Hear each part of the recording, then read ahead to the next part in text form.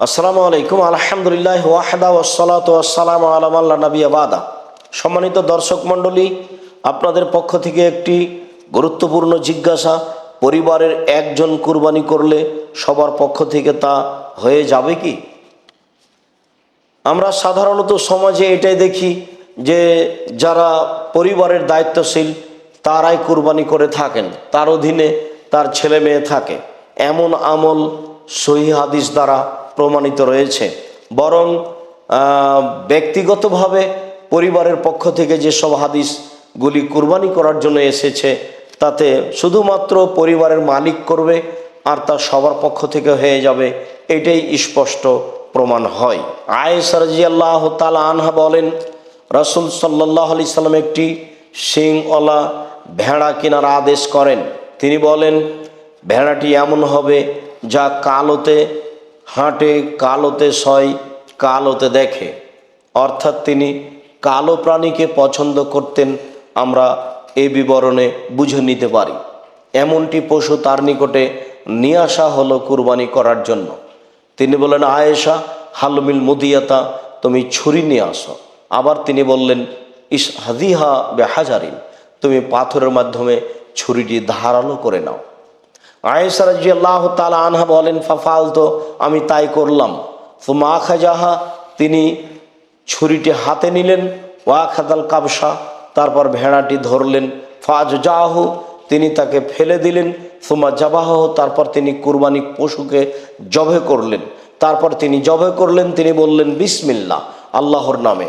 আবার তিনি বললেন, আল্লাহুম্মা তাকাব্বাল মিন মুহাম্মদ ওয়া আলি মুহাম্মদ, আল্লাহ তুমি এই কুরবানি কবুল করো মুহাম্মদের পক্ষ থেকে, তার পরিবারের পক্ষ থেকে।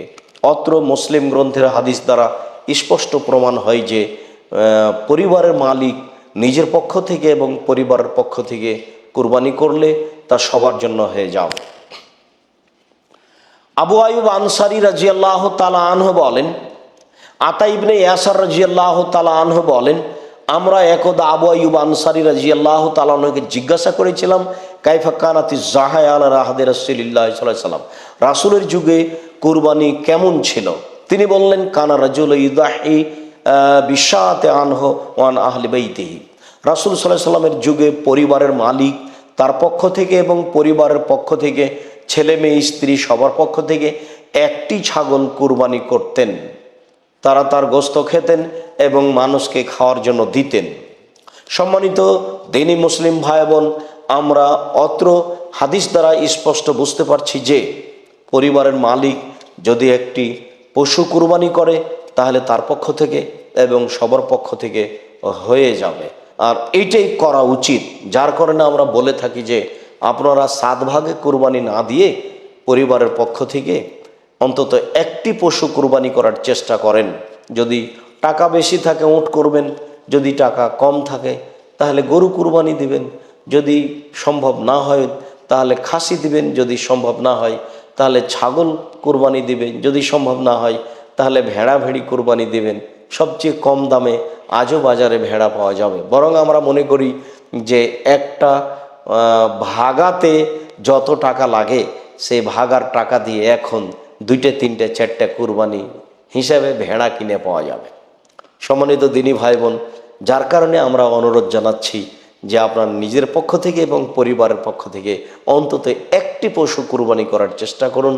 আল্লাহ আপনাদেরকে তৌফিক দান করুক। আল্লাহুম্মা আমিন। আল্লাহু আ'লাম বিস-সাওয়াব। ওয়া সাল্লাল্লাহু আলা নবী ওয়া সাল্লাম। আসসালাম।